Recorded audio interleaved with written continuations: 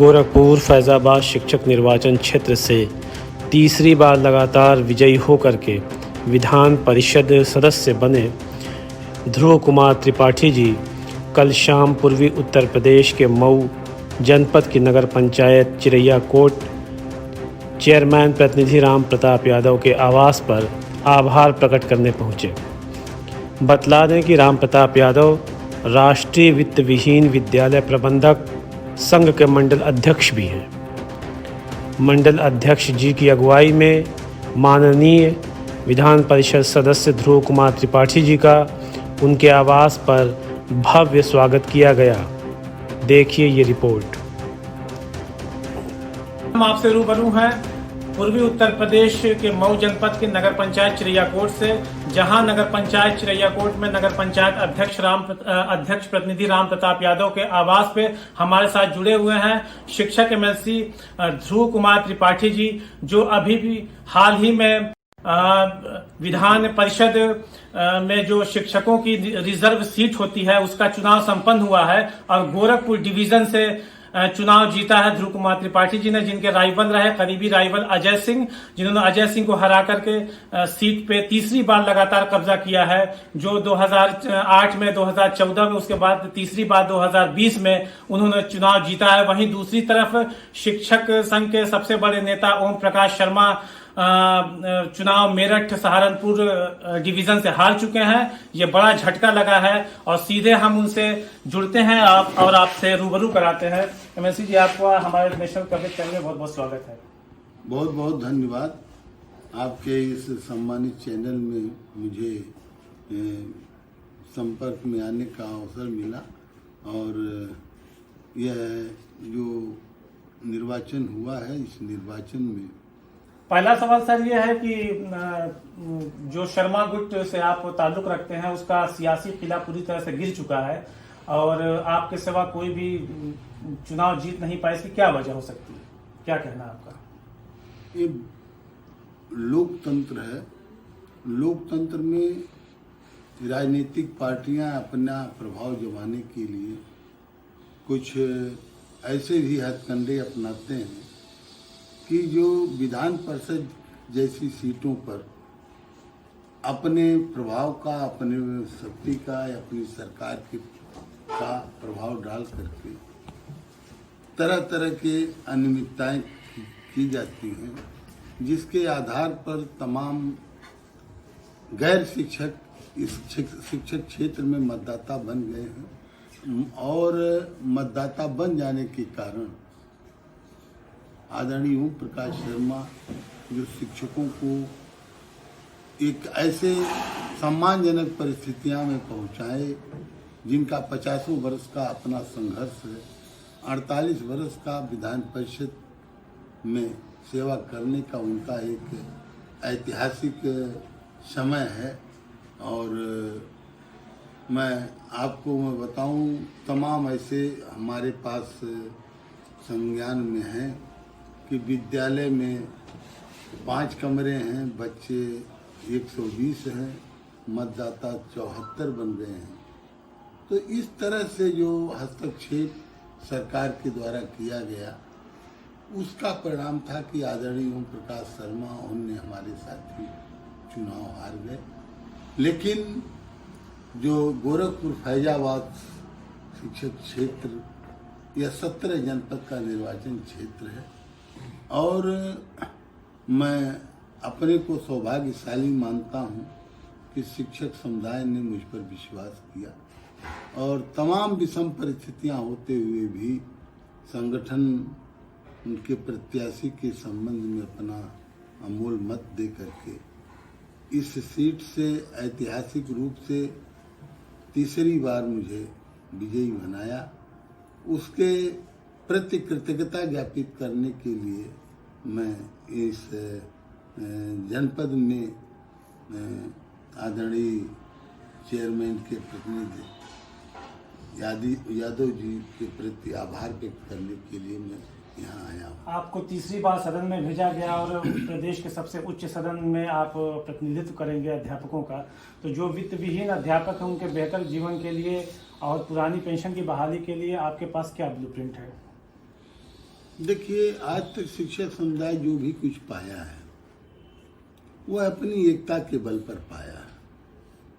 ये जो आप दोनों मुद्दे बता रहे हैं, ये दोनों मुद्दे बहुत बड़े मुद्दे हैं और इसमें बड़ी एकता की जरूरत है। लेकिन जो वोट देने वाले लोग हैं, मैं जिम्मेदारी के साथ कहना चाहता हूं कि वो उस पर गंभीर नहीं है। उदाहरण एक मैं बताता हूं कि माननीय अखिलेश जी की सरकार ने 2016 में मानदेय के रूप में 1100 रुपये प्रधानाचार्य और अध्यापकों का और प्रधानाचार्यों के लिए मानदेय दिया था, जिसमें 200 करोड़ रुपए की व्यवस्था की थी।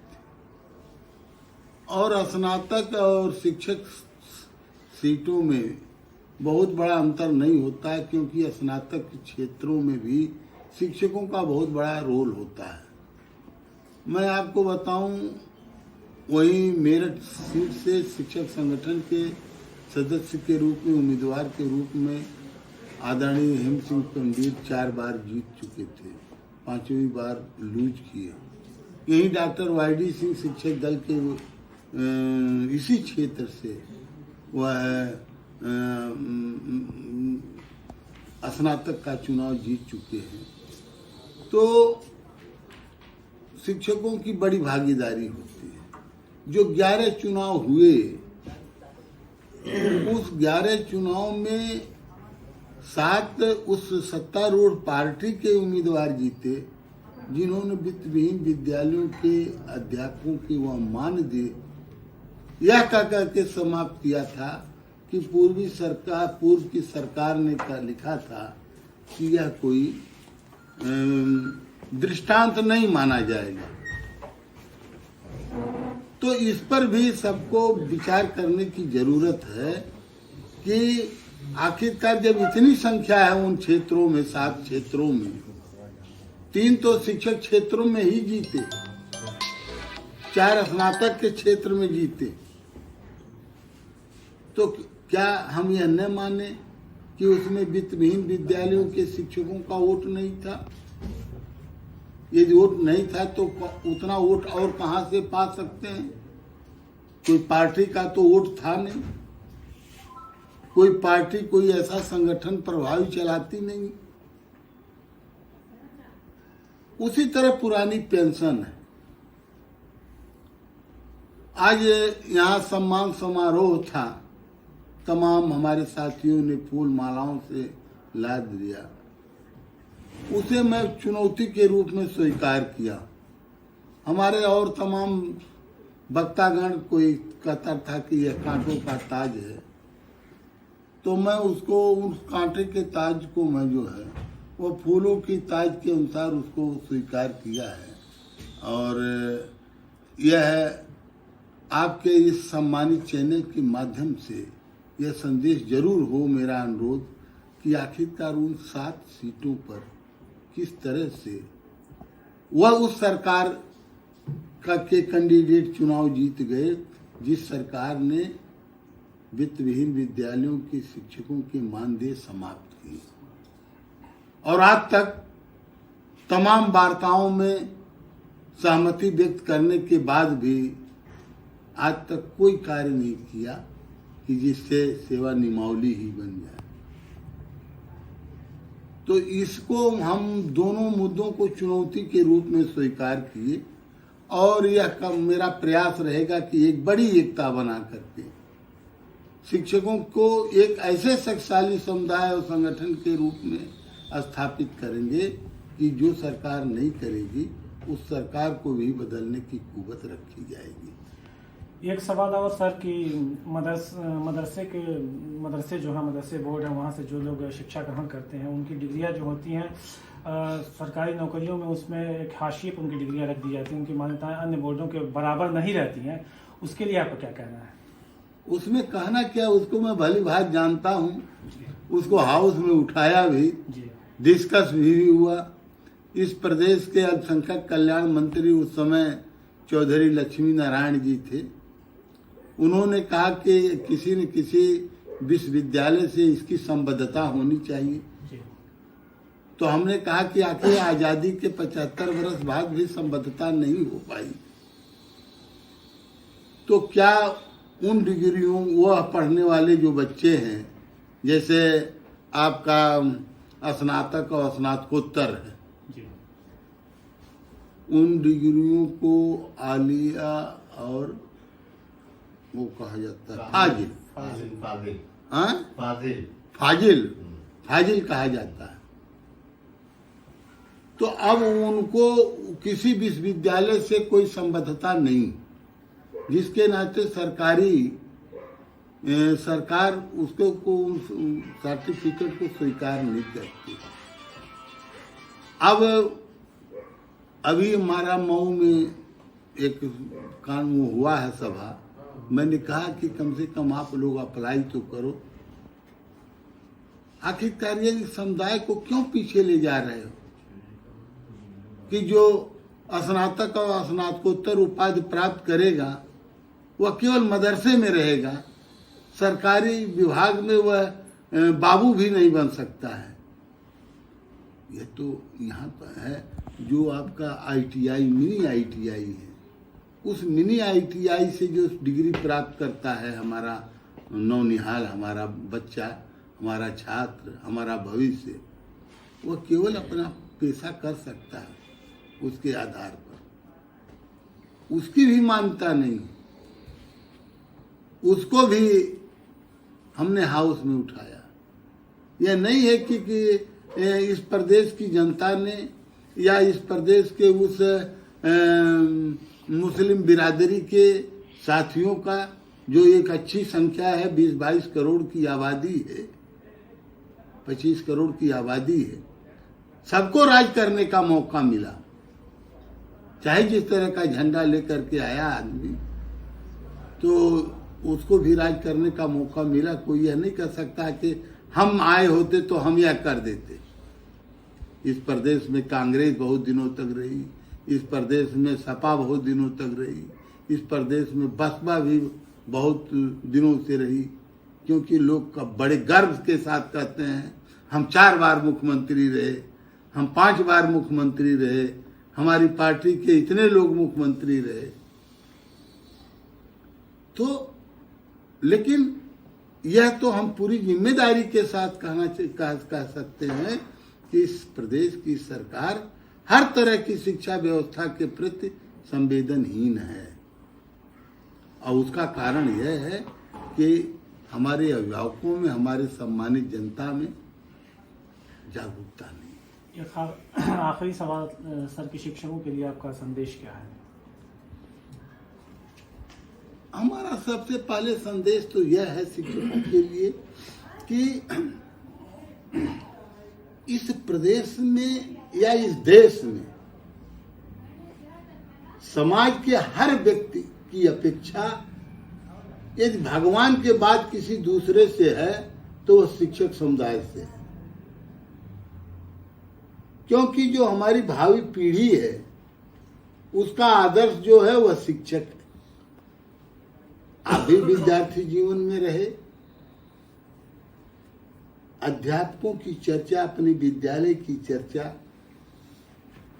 या अध्यापक को कहीं देख करके उसकी चर्चा बच्चा अपने मित्र मंडली, अपने परिवार से जरूर करता है। हमारे नेता रहे स्वर्गीय मानधाता सिंह, वह कहा करते थे कि छोटे से कमरे में बैठे चंद अफसर हमारे शिक्षकों की का कैरेक्टर रोल क्या लिखेंगे। हमारे शिक्षकों का कैरेक्टर रोल तो रोज घरों में लिखा जाता है, क्योंकि विद्यालय में जो भी कुछ होता है या शिक्षक कहीं भी कुछ करता है, ये दुकान पर भी खड़ा है शिक्षक या हमारी शिक्षका बहन, तो वह उससे पढ़ने वाला बच्चा यदि कहीं देख लेता है तो अपने माँ का, अपने भाई का, अपने बाप का कुर्ता, धोती, आंचल खींच करके कहता है देखो हमारे मास्टर साहब हैं, हमारे सर जी हैं।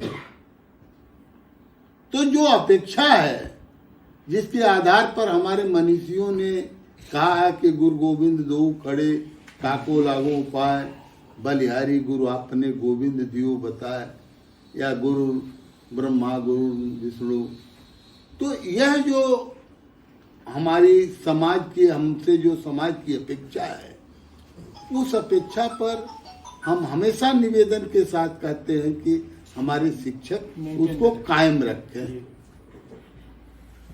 क्योंकि हम किसी फैक्ट्री के मजदूर नहीं, वहां कोई गुड्स नहीं बनता है, वहां चरित्र बनता है, वहां इस देश की भावी पीढ़ी के सतत विकास होते हैं।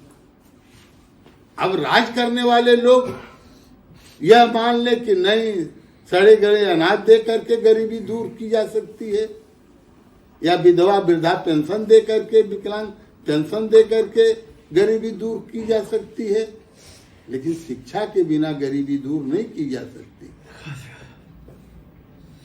अमर्त्य सेन ने कहा है कि ये जो नोबेल पुरस्कार पाए, उन्होंने कहा कि गरीबी ये दूर करना है तो हर बच्चे को गुणवत्तापरक शिक्षा प्रदान कराने की आवश्यकता है। इस देश की पार्लियामेंट ने भी कहा, कानून बनाया 2009 में कि पूर्णकालिक और योग्य शिक्षक से शिक्षा प्राप्त करने का बच्चे का मौलिक अधिकार है। लेकिन अब है वही है, बिगड़ जाती है जब जालिम की नीयत नहीं काम आती दलीलें और हुज्जत। शिक्षकों से मेरा ये हमेशा अनुरोध रहता है, हमारे पदाधिकारियों द्वारा हमेशा अनुरोध किया जाता है कि वह जो हमारी प्रतिष्ठा है उसे बचाते हुए, उसको सुरक्षित रखते हुए, आज की परिस्थितियों के अनुसार और बच्चे को, जैसे बच्चों के सामने प्रतिस्पर्धा का पहाड़ है, पहले बच्चा किसी एक पेपर में 100 नंबर कोई एक बच्चा कभी पा जाता था, अब आज तो तमाम बच्चे 100 में 100 पा रहे हैं, एक एक पॉइंट पर कट रहा, हजारों हजारों बच्चे आ रहे हैं। तो उस प्रतिस्पर्धा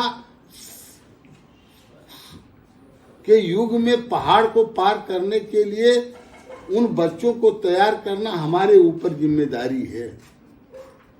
और जो हमारी समस्याएं हैं, चाहे वह समान कार्य के लिए समान वेतन हो, चाहे पुरानी पेंशन हो, चाहे सरकार के द्वारा राज कर्मचारियों को निःशुल्क चिकित्सा भत्ता दिया जा रहा है और शिक्षकों को ही नहीं दिया जा रहा है, वह हो, या और जो हमारे छोटे छोटे समस्याएं हैं, उन समस्याओं के लिए हमें एक बड़े एकता की जरूरत है। और उसी एकता के बल पर जो हमारी परलब्धियां हैं, उन परलब्धियों को भी हम सुरक्षित कर पाएंगे। और उसी एकता के बल पर और एकता के बल पर हम संघर्ष करके अपने पीड़ित या समस्याग्रस्त छात्र अध्यापकों के लिए, उनके लिए भी हम अच्छी परिस्थितियां, माहौल कायम रख सकते हैं, सरकार को बाध्य कर सकते हैं कि समस्याओं का समाधान। बहुत बहुत धन्यवाद सर। ये हमारे साथ जुड़े हुए थे विधानसभा परिषद ध्रुव कुमार त्रिपाठी जी, विधानसभा परिषद के सदस्य, शिक्षक सदस्य ध्रुव कुमार त्रिपाठी जी, जो शिक्षकों की समस्याओं के विभिन्न बिंदुओं पर बातचीत कर रहे थे। और उन्होंने ये भी कहा कि जो कांटों भरा ताज ये हमको सौंपा गया है, अपनी मेहनत और लगन से अगर सारे शिक्षक समुदाय में एकता हो, एकजुट होकर के वो काम करें, तो इसको हम फूलों से भरे हुए ताज में बदल सकते हैं। और मैं मोहम्मद अख्तर, नेशनल कवरेज के लिए।